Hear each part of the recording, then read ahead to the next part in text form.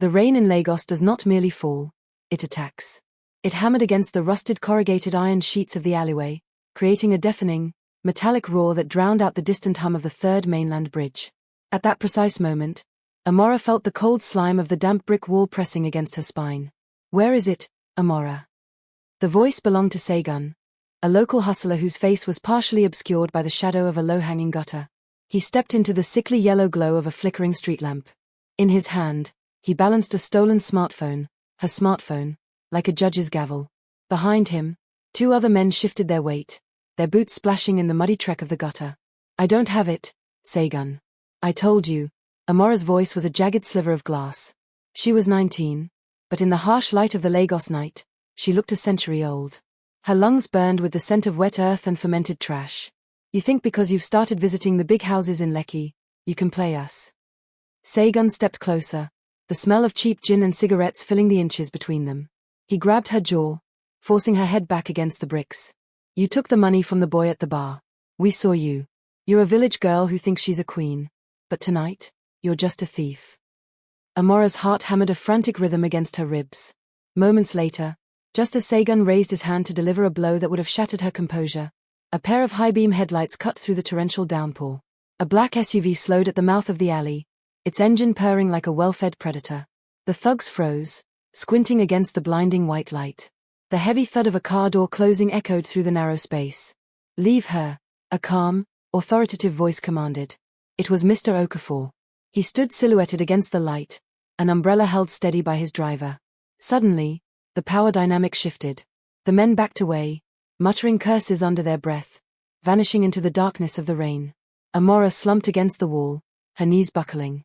She had been saved, but the price of her salvation was the shame of being seen in the dirt. Before this night of terror, life had been a much simpler, albeit quieter, struggle.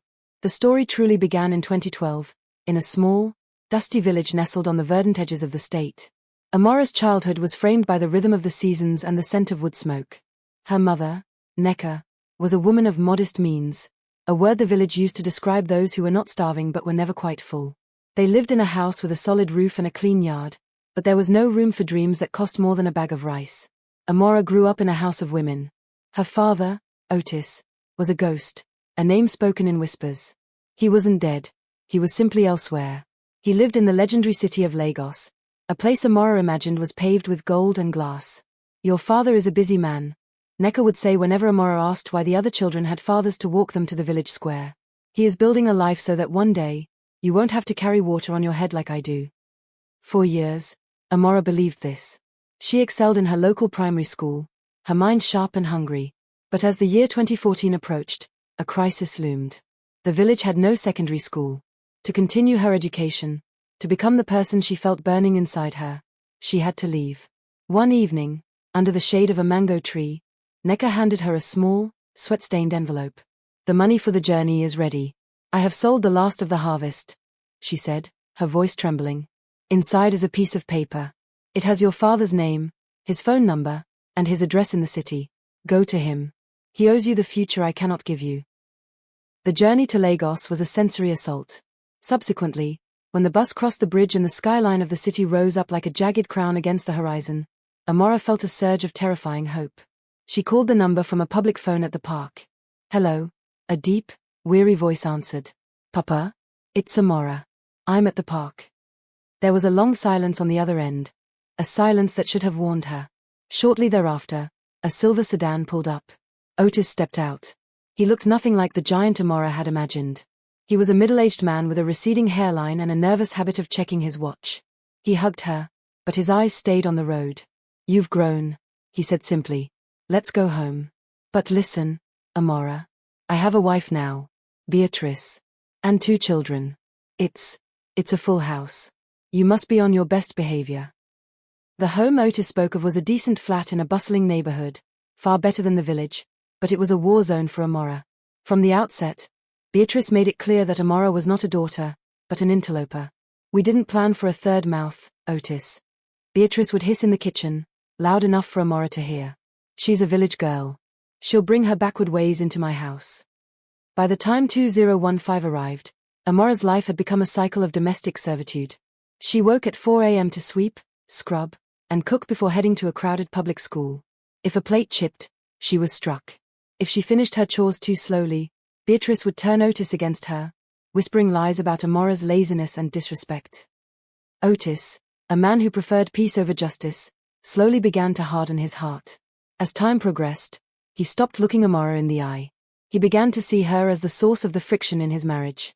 Desperate for an escape, Amara began to seek life outside the house. Eventually, she met Tobe at school. Tobe was different. He lived in a world of lush lawns and quiet streets in Lekki. His father, Mr. Okafor, was a widower who saw the brilliance in Amara that her own father had chosen to ignore. "You have a gift for words, Amara," Mr. Okafor told her one afternoon while she sat in their air-conditioned living room, finishing a school project with Tobe. "Don't let the weight of your house crush it." Amara began to linger at the Okafor's house.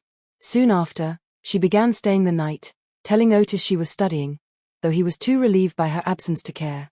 But the trauma of her father's rejection had planted a seed of desperation. She wanted money, not just for school, but for a way out.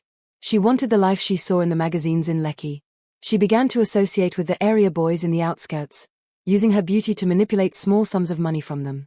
She felt powerful for the first time in her life. In the interim, she became a creature of two worlds: the studious girl at the Okafors and the street-smart hustler in the bars of the suburb. This double life was a fragile glass house, and it shattered on that rainy night in the alleyway. Returning to the present, as the SUV pulled away from the scene of the confrontation, Amara sat in the back seat, shivering. Mr. Okafor did not scold her. He simply handed her a clean towel. "I am taking you to your father one last time, Amara," he said softly, "but not to leave you there. We need to settle this." When they arrived at Otis's house, the air was thick with Beatrice's smug satisfaction. She stood in the doorway, arms crossed.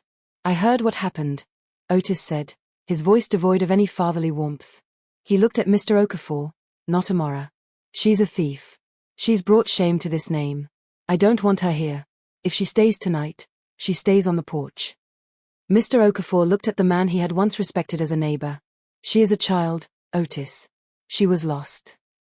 "Then let her be lost elsewhere," Otis snapped. "I'm done. Take her if you want her so much." The rain continued to fall, but as Amara walked back to Mr. Okafor's car, she didn't feel the cold. She felt a chilling, sharp resolve. Henceforth, she would never be modest again. She would take what she wanted from the world, and she would never look back at the people she left in the mud. She didn't know then that the most dangerous thing about a gilded shadow is that it eventually disappears when the light goes out. The transition from the cramped, hostile quarters of her father's house to the Okafor residence in Lekki was not merely a change of address. It was a migration to a different planet. By the middle of 2016, the scars on Amara's arms from Beatrice's belt had faded into thin, silvery lines, easily hidden by the silk blouses Mr. Okafor bought for her. In the Lekki house, silence was not a weapon. It was a luxury. The floors were polished marble that stayed cool even when the Lagos sun screamed outside. From that point on, Amara stopped waking up at 4 a.m. to the sound of screaming. Instead, she woke to the humming of a central air conditioner and the smell of freshly brewed coffee. Mr. Okafor was a man of quiet dignity, a high-ranking consultant who saw in Amara a brilliance that had been stifled. Soon after her arrival, he sat her down in his study, a room lined with leather-bound books and the scent of expensive tobacco. "Amara," he began, his voice steady, "your father has signed the papers. He wants nothing more to do with your upbringing. I cannot replace a biological father, but I can give you a name that carries weight. I am officially initiating the process to make you an Okafor. With this name, doors will open. But you must promise me one thing. You will walk through them with integrity." Amara looked at the man who had plucked her from the mud. She squeezed his hand, her eyes glistening with what looked like tears. "I promise, Papa Okafor. I will make you proud." However, beneath the surface of the perfect ward, the desperation she had learned in the gutters of the outskirts hadn't vanished. It had simply evolved. Amara realized that in the world of the elite, the currency wasn't just money, it was image. Throughout 2017, Amara became a social chameleon. She studied the way the girls in Lekki moved, the way they punctuated their sentences with British Lagos accents, and the way they curated their lives on social media. She was no longer the girl from the village. She was the sophisticated ward of a wealthy patriarch. Meanwhile, a shadow remained. In the dark corners of her digital life, Amara kept in touch with the local boy from the neighborhood, Chidi. He was a reminder of the old Amara, raw, impulsive, and dangerous. Chidi was the secret she kept from the Okafors, the one who knew the girl behind the silk blouses. "You're playing a dangerous game, Amara," Chidi would whisper during their clandestine meetings in the back of tinted window taxis. "You think these people love you? They love the version of you they created. They love the name Okafor," Amara would retort, her voice cold. "And soon, that name is going to get me out of this country forever." The opportunity she had been hunting arrived in early 2018 at a charity gala on Banana Island. The setting was breathtaking, a glass-walled mansion overlooking the lagoon, where the lights of the city danced on the water like fallen stars. At that moment, she saw him, Julian Xavier. Julian was an expatriate, a wealthy developer with a soft British accent and a penchant for discovering local talent. He was older, refined, and captivated by Amara's carefully constructed persona of the intellectual African flower. "You don't seem like the others here," Julian said, leaning against the balcony railing as the humid Lagos breeze ruffled his hair. "There's a hunger in your eyes that isn't about the champagne." Amara smiled, a slow, practiced curve of her lips. "In Lagos, Julian, if you aren't hungry, you're already dead. Some of us just hide the appetite better than others." Over the next few months, Julian became an obsession. He represented the Gilded Promise, a life in Europe, away from the ghosts of her father and the stifling expectations of Mr. Okafor's gratitude. In the interim, a logistical nightmare surfaced. To travel to France with Julian, Amara needed a passport and a birth certificate that matched her new identity. Her original village papers were a mess of discrepancies, and her biological father's name, a name that now belonged to a man who had disowned her. She went to Mr. Okafor, her face a mask of practiced distress. "Papa, Julian wants me to join him in Paris for a summer program. But my papers, they are still tied to a man who doesn't want me. If I am to go, I need to be an Okafor on paper. I need the family name to be official." Mr. Okafor hesitated. Giving a child a name was one thing. Legalizing it for international travel was a profound responsibility. Nevertheless, moved by her ambition, he spent weeks navigating the bureaucratic labyrinth of Lagos. He used his connections, his money, and his reputation to ensure Amara was legally recognized as his daughter. "This is your shield, Amara," he told her as he handed her the fresh, navy blue Nigerian passport. "The Okafor name is untarnished. Keep it that way." Amara gripped the passport. Shortly thereafter, she was at the airport, Julian by her side. Mr. Okafor stood at the terminal, a solitary figure watching his daughter fly toward a brighter horizon. He didn't see the way Amara's hand trembled, not with sadness, but with the thrill of a successful heist. What Mr. Okafor also didn't see was the text message Amara sent just before switching her phone to airplane mode. It was to Chidi. "The bird has flown. Keep the bed warm for when I return for the final play. I'm carrying more than just luggage." By the time 2019 rolled around, Amara was living in a flat in the 16th arrondissement of Paris. To Julian, she was the perfect partner, elegant, mysterious, and seemingly devoted.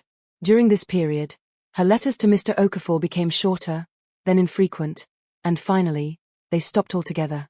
She had what she wanted. The village was a smudge in her memory. Her biological father was a non-entity, and Mr. Okafor? He was a ladder she had finished climbing. But the laws of the universe are not easily cheated. In late 2020, as the world slowed down, the cracks in Amara's gilded life began to widen. She found herself nauseous in the mornings, the smell of Parisian croissants making her stomach turn. Julian was overjoyed. "A symbol of our two worlds coming together," he would say, stroking her hair. Amara, however, lived in a state of silent, cold terror. She did the math. She thought of those final, reckless nights in Lagos with Chidi before she boarded the plane. She thought of the DNA that lived inside her, a biological ticking time bomb that didn't care about French visas or the Okafor name. As the months progressed toward 2021, the tension within her grew. She became arrogant, shielding her fear with a layer of icy disdain for everyone around her. She stopped answering calls from Nigeria entirely. When Tobe reached out to tell her that Mr. Okafor was ill and asking for her, she blocked the number. "I don't belong to that world anymore," she told her reflection in the gilded mirror of her Paris bedroom. She was ready for the birth. She was ready to secure her place in Julian's will. She was ready to be the queen of her new empire. Suddenly, the first contraction hit. A sharp, visceral reminder that the past is never truly buried. It is merely waiting for the right moment to be born. The birth of the child in early 2021 should have been the crowning achievement of Amara's long game. In a private clinic overlooking the Seine, the air was sterilized and silent, a far cry from the humid, chaotic clinics of Lagos she had once feared. Julian sat by her bed, his face a mask of weary devotion, holding her hand as the morning sun hit the white linens. "He will have your spirit, Amara," Julian whispered. "And perhaps my eyes." But when the nurse placed the infant in Amara's arms, the silence in the room became heavy, physical, and suffocating. The boy was healthy, his cry robust and demanding. Immediately, however, the biological truth laid waste to Amara's carefully constructed lie. The child was not biracial. He was a deep, beautiful bronze, his features a perfect mirror of Chidi, the boy from the Lagos gutters she had used to sate her restlessness before she fled. Amara felt a coldness spread from her chest to her fingertips. At that moment, she didn't feel a mother's love. She felt the walls of her empire collapsing. Julian stood up, his smile faltering, then vanishing. He walked to the bassinet, staring at the child with a clinical, detached confusion. "Amara?" he asked, his voice barely a whisper. "There must be, perhaps the lighting."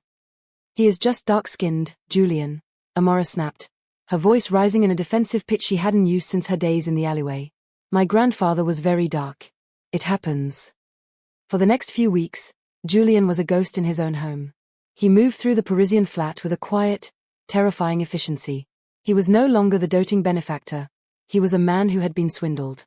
Meanwhile, Amara grew more arrogant, masking her terror with a sharp, brittle tongue. She spent Julian's money with a newfound ferocity, draping herself in Chanel and walking the boulevards as if she owned the cobblestones. The end came on a Tuesday. Amara returned from a shopping spree to find Julian sitting at the mahogany dining table. In front of him was a single sheet of paper, a DNA profile from a private lab in London. "The Okafor name," Julian said, his voice devoid of emotion. "I looked into it. Mr. Okafor is a good man, a respected man. But he is not your father, is he? And this child is not an Okafor, and he is certainly not a Xavier." "Julian, listen." "No," he interrupted, standing up. "The visa, the apartment, the allowance, it was all based on a version of you that doesn't exist. You are a ghost, Amara. And I don't live with ghosts." Within 48 hours, the Gilded Promise was revoked. Julian used his legal team to freeze her accounts and initiate an immediate annulment. Because her residency was tied to the marriage and a father who was not her biological kin, her legal standing in France evaporated. By the time the month ended, Amara found herself at Charles de Gaulle Airport, clutching a one-way ticket to Lagos and a crying infant. The Lagos that greeted her in late 2021 was indifferent to her fall. The heat was a physical blow as she stepped off the plane. She was still dressed in her Parisian finery, a silk trench coat and designer sunglasses, but they looked ridiculous against the backdrop of the crowded, dusty terminal.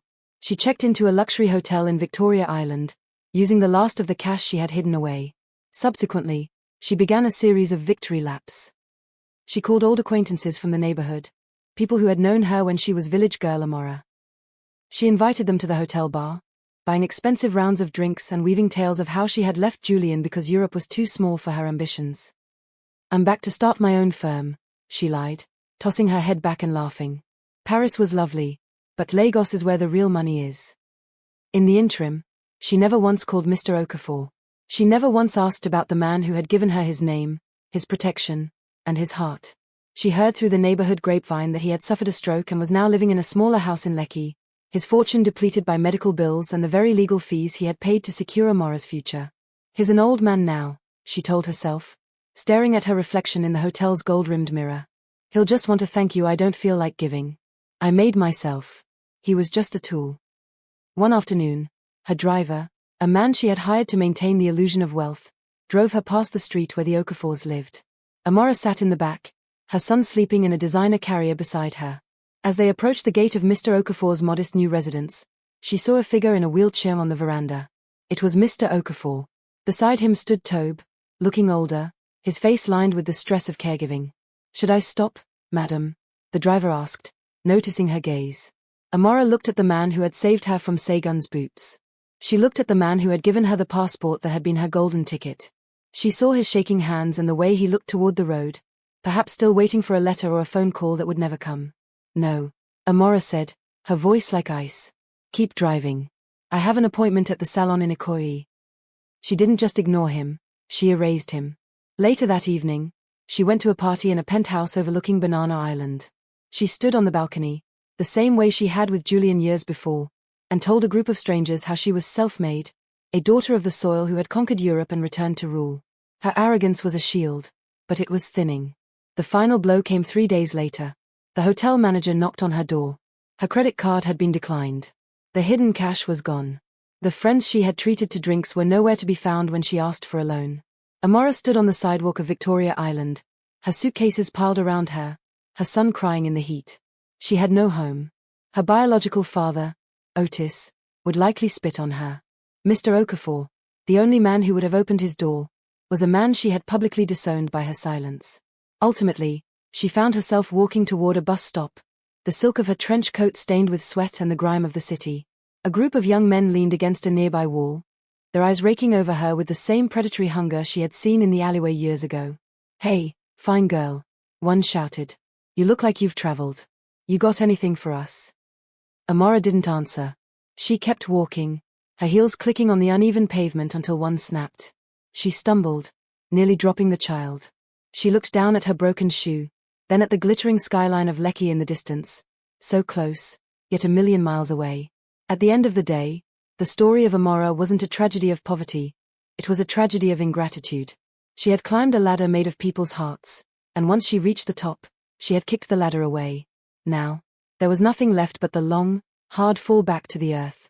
The sun set over the Lagos lagoon, casting a long, gilded shadow over the city. And in that shadow, Amara disappeared. Just another ghost in a city that never forgets a face, but rarely forgives a betrayal. The transition from international elite to Lagos pedestrian happened with a violent, jarring speed. By the dawn of 2022, the luxury hotels of Victoria Island were a closed chapter. Amara stood on the curb of a dusty road in Oberland, her designer suitcases scuffed and leaking the scent of expensive perfume into the humid, exhaust-choked air. Her son, whom she had named Junior, a name that was a constant, bitter reminder of the man she had truly loved in the shadows, was strapped to her back in a local wrapper. The silk trench coat was gone, sold to a boutique owner for a fraction of its value just to pay for a week in a windowless face-me-face-you apartment. In the weeks that followed, the arrogance that had been Amara's armor began to oxidize into a cold, hard desperation. She was a woman of two names and no identity. To the French authorities, she was a fraud. To the Okafors, she was a ghost. And to her biological father, she was a curse. At that point, Amara decided to play her final card. She would go to Chidi. Chidi lived in a chaotic block of flats near the Lagos lagoon side, a place where the salt air rotted the window frames and the music never stopped. When Amara arrived, she found him sitting on a plastic crate, counting crumpled naira notes. He looked up, his eyes scanning her from her dusty heels to the child on her back. He didn't stand up. He didn't smile. "So, the Parisian queen has returned to the mud," Chidi said, his voice a low, mocking drawl. "Here's yours, Chidi," Amara said, her voice cracking for the first time in years. She shifted the weight of the baby. "Look at him. He has your eyes. Julian kicked me out because of him. I have nowhere else." Chidi laughed, a dry, hacking sound. "You think because you birthed a child, I owe you a throne? You left me here to rot while you were eating croissants and speaking phonetics. You used me for a goodbye thrill. And now that the white man has seen through your lies, you want to come back to the local boy. Chidi, please. Get out, Amara," he said, his face hardening. "I have a wife now. A woman who didn't need a fake passport to love me. Take your French baby and go back to that man who gave you his name. Maybe he's still foolish enough to believe your tears." Consequently, Amara found herself back on the streets as the sun began to dip behind the Lagos skyline. The hunger was no longer a metaphor. It was a physical ache in her stomach. She looked at the phone in her hand. The screen cracked, the battery at 5%. There was one number she hadn't deleted. One man she had spent years pretending didn't exist. She began to walk. She walked from the mainland toward the bridges, her feet blistering in her broken shoes. As the night deepened, she reached the gates of the Okafor's new, smaller residence. It wasn't the mansion in Banana Island, but it was a sanctuary. She stood outside the gate for an hour. During this time, she watched the flickering blue light of a television through the window. She saw the silhouette of Tobe moving in the kitchen. She saw the shadow of a man in a wheelchair, Mr. Okafor. Her hand hovered over the doorbell. Suddenly, the memory of her own arrogance flooded back. The way she had driven past him in the SUV, the way she had blocked Tobe's number when his father was dying, the way she had used the Okafor name as a shield while spitting on the man who gave it to her. "I can't," she whispered to the darkness. Shortly thereafter, she turned away from the gate. Her pride, even in its shattered state, was a jagged wall she couldn't climb over. She walked toward the local park, finding a concrete bench under a dying neem tree. She sat there, clutching Junior to her chest, as the mosquitoes began their nightly feast. In the early hours of the morning, a miracle of the worst kind happened. A woman she recognized from her village, a distant cousin named Ifua, spotted her while heading to the early morning market. "Amara? Is that you?" Ifua's voice was a mix of shock and pity. "We heard you were in Europe. We heard you were a big madam." Amara tried to pull the remains of her dignity around her. I am just visiting. My luggage was stolen at the park." Ifua wasn't fooled. She saw the child's hungry eyes and the state of Amara's clothes. "Come with me. There is a place near the docks where they need workers to sort the fish. It's hard work, but they give you a room and a meal." Henceforth, Amara's life became a grueling cycle of scales and salt. From mid-2022 to the end of the year, the girl who had dreamed of Parisian boutiques spent her days on the Lagos wharves, her hands smelling of raw tilapia and brine. She lived in a wooden shack with 3 other women. In the interim, she watched the world move on without her. She saw Tobe's name in the newspaper. He had become a successful architect, finishing the dreams his father had started. She saw pictures of Julian on social media, at a gala in London with a new, younger woman on his arm. The most bitter moment came in December 2022. Amara was walking past a high-end electronics shop when she saw her biological father, Otis, on the other side of the glass. He was buying a large television, Beatrice by his side, laughing and draped in new lace. They looked prosperous. They looked happy. Amara stood in the shadows of the street, her face smudged with fish scales, watching the father who had chased her away thrive while she withered. She realized then that in the story of her life, she wasn't the hero who had overcome. She was the villain who had been outplayed by her own greed. By the time 2023 arrived, Amara's health began to fail. The damp air of the docks had settled in her lungs. One evening, she sat by the lagoon, watching the lights of the Lekki Ikoyi link bridge. They looked like a string of pearls, beautiful and unreachable. She took out a small, tattered piece of paper, the original paper her mother had given her 10 years ago. It had her father's address. Below it, in a different ink, she had once scribbled Mr. Okafor's number. She realized that the Gilded Shadow wasn't the wealth she had lost. It was the love she had thrown away. She had traded a father who loved her for a name that could buy her a ticket, and in the end, the ticket had expired. Ultimately, the story ends not with a bang, but with a quiet, devastating realization. Amara picked up her son and began to walk toward the village bus station. She didn't have enough for a ticket, but she would walk if she had to. She wanted to take Junior back to the mango tree, back to the modest house of her mother, back to the only place where she didn't have to be a madam or a thief. As the bus pulled out of the Lagos chaos, Amara looked out the window. She saw the Welcome to Lagos sign fading in the rearview mirror. At the end of the day, she had arrived with an envelope and a dream. She was leaving with a child and a heart full of salt. The cycle was complete. The girl from the village was returning to the dust. But this time, she knew that the most expensive thing in the world isn't a house on Banana Island. It's the ability to look at yourself in the mirror and not see a stranger staring back. The Harmattan of January 2023 did not just bring dust. It brought a biting, dry clarity that stripped the last of the Parisian delusions from Amara's skin. She stood in the center of the village square, her feet planted firmly in the red earth that had once felt like a prison. Now, it felt like the only thing that wouldn't shift beneath her. By February 2023, the transition was no longer a temporary fall from grace.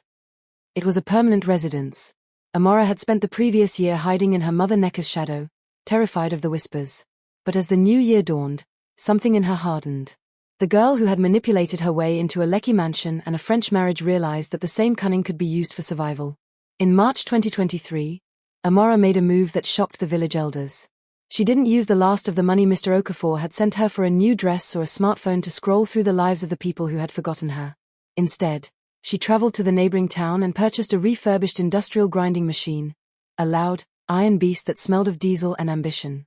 Throughout April and May 2023, the rhythmic thrum-thrum-thrum of Amara's machine became the heartbeat of the village. She set it up in a small wooden shed at the edge of the market. "The French lady is grinding pepper," the village gossips would sneer.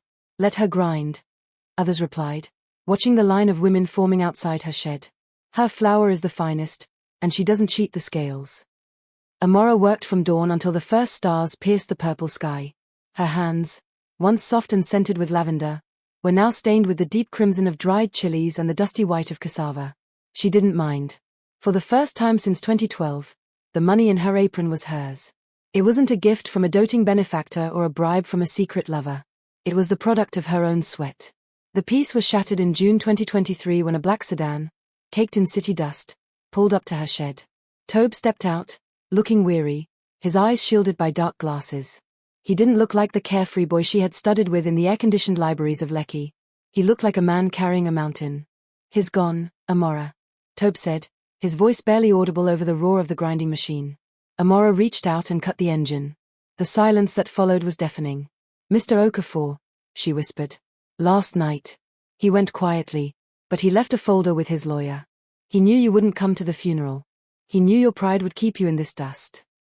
Tobe handed her a heavy manila envelope. "He left you a small portion of the estate, not enough to buy a mansion, but enough to build a life. On one condition." Amara's fingers trembled as she opened the envelope. Inside was a letter, dated August 2021, written shortly after she had fled France. "Amara, my daughter by choice, if not by blood. You spent your life trying to steal a future because you were afraid the world wouldn't give you one. You don't need to steal anymore. This money is for the boy. Ensure he grows up knowing that an Okafor name is a responsibility, not a mask. Go and be the woman I saw before you started looking at the mirrors in Banana Island." Amara slumped against the iron frame of her machine. At that moment, the weight of her ingratitude finally broke her. She hadn't just betrayed a benefactor. She had betrayed the only man who had seen her soul instead of her skin. By August 2023, news reached the village of a grand celebration in Lagos. Her biological father, Otis, had been featured in a national business magazine. He was being celebrated for a new development project in Ypres. In the photos, he stood with Beatrice and their children, the picture of a perfect African family. Amara looked at the magazine in the village kiosk. She saw the man who had disowned her, the man who had watched her sleep on a porch and did nothing. For a moment, the old fire of revenge flickered in her chest. She could go to the press. She could expose the great Otis as a man who abandoned his daughter. But then she looked at Junior, who was playing in the dirt with a wooden truck Tobe had brought him. The boy was happy. He was healthy. He was loved. "No," Amara whispered to the glossy page. "You aren't worth the energy of a scandal." She walked away from the kiosk. Shortly thereafter, she used a portion of the inheritance from Mr. Okafor to renovate the village primary school. She didn't put her name on the building. She didn't call the local news. She simply watched as the roof was repaired and the desks were polished. It was a silent apology to the education she had once used as a weapon. The heavy rains of October 2023 turned the village paths into rivers of red mud. Amara spent the evenings with Neka, the two of them shelling groundnuts by the light of a kerosene lamp. "You are different, Amara," Neka said, her eyes milky with age but sharp with intuition. "You no longer look at the road to Lagos every time a car passes." "The road to Lagos is a circle, Mama," Amara replied. "It takes you everywhere and brings you back to nothing. I'm tired of walking in circles." Meanwhile, the child, Junior, was thriving. He was the village prince, known for his quick wit and his stubborn streak, a streak he had inherited from both his mother and the father he would never know. Amara had decided to keep the truth of Chidi a secret until the boy was old enough to understand the difference between passion and love. The year reached its finale in December 2023. The air was crisp and dry again. On New Year's Eve, the village organized a small bonfire in the square. Amara stood at the edge of the fire's glow. She took out the last remnant of her old life, the gold-rimmed fountain pen Mr. Okafor had given her. She looked at it, the way it caught the light of the flames. It was a beautiful object, a symbol of a world of status and signatures. She didn't throw it in the fire. Instead, she handed it to the village teacher, a young man who worked tirelessly for almost nothing. "Use this to grade the papers," she said. "Use it to tell the children they are doing well." As the clock moved toward the end of 2023, Amara walked back to her house. She stood in the doorway and looked out at the dark silhouette of the mango trees. She thought of Julian in France, probably celebrating with a new wife. She thought of Otis in his gated community, surrounded by walls. She thought of Mr. Okafor, resting in the earth of the city he loved. She realized that her story wasn't a tragedy, it was a harvest. She had planted lies and reaped salt for 10 years. But in this final year, she had planted work, truth, and a quiet sort of dignity. At the end of the day, as the first moments of 2024 approached, Amara Okafor closed her door. She wasn't a queen, a wife, or a socialite. She was a mother, a daughter, and a woman who had finally learned that the most important papers a person carries are not passports or birth certificates. They are the invisible records of who they helped and who they loved. The Gilded Shadow had finally been chased away by the rising sun. The rains of early 2024 were different from the storms of Lagos. In the village, the water did not feel like an assault. It felt like a cleansing. By March 2024, Amara had become a fixture of the community, not as the returned prodigal, but as the woman whose grinding machine provided the literal bread and butter for the local families. She had stopped dyeing her hair and wearing the remnants of her Parisian perfumes. She smelled of earth, diesel, and the sweet, fermented scent of drying cassava. Throughout April and May 2024, Amara's focus shifted from survival to legacy. She watched Junior, now 3 years old, running through the dust. He had a stubborn set to his jaw that reminded her of herself, but a kindness in his eyes that she hoped came from the spirit of Mr. Okafor. She knew that by September 2024, he would need to be enrolled in a proper nursery school, and she was determined that he would go as a boy with a clear history. The peace was interrupted in June 2024 when a sleek, silver Mercedes, far too expensive for the local roads, parked outside her mother's gate. Amara didn't flinch. She wiped her hands on her apron and walked to the car. The door opened, and Otis stepped out. He looked older, the stress of his corporate life in Lagos etched into the deep lines around his mouth. Beatrice was not with him. For the first time in over a decade, it was just the biological father and the daughter he had thrown away. "I heard you were back," Otis said, his voice stripped of the booming authority he usually used. "I heard you were grinding pepper." "I am earning a living, Otis," Amara replied, refusing to call him father. "What do you want? There are no cameras here for your social media. No one to impress." Otis looked at the small house, then at Junior, who was staring at him from behind a mango tree. "The boy. He doesn't look like the man you married in France." "He looks like the truth," Amara said coldly. "He is the reason I don't need your name or your money. I have spent my whole life trying to be enough for you to notice me, but standing here in this dirt, I realize that you were never big enough to hold my dreams." Otis reached into his pocket and pulled out a check. "I want to settle things. For the boy's education. I don't want it said that my grandson is a village peasant." Amara looked at the piece of paper, a sum that would have changed her life in 2012. She took it, felt the crisp texture of the bank paper, and then, with a slow, deliberate motion, she tore it into 4 pieces. She handed them back to him. "Keep your guilt, Otis. It's the only thing you truly own. My son is an Okafor. He carries the name of a man who chose him, not a man who was forced to acknowledge him." Subsequently, Otis got back into his car. He didn't look back as he drove away, the dust of the village settling on his expensive windshield. Amara watched the car disappear, feeling the last chord of her childhood trauma snap. She was finally, completely free. In August 2024, a courier arrived with a package from the UK. It was from Julian. Amara opened it with steady hands. Inside was a legal document confirming the finality of their annulment, but tucked inside was a short, handwritten note. "Amara, I saw the news of Mr. Okafor's passing in the international business journals. I also saw a photo of a school renovation in your old district, donated in his memory. I suspect that was your doing. You were a magnificent liar, Amara. But I think you might be an even better woman. I wish the boy a life that doesn't require masks." Amara folded the note and placed it in the box with Mr. Okafor's fountain pen. She didn't feel anger toward Julian anymore. He had been a mirror, and she had shown him exactly what he wanted to see. They were both settled now, existing in different hemispheres of a shared past.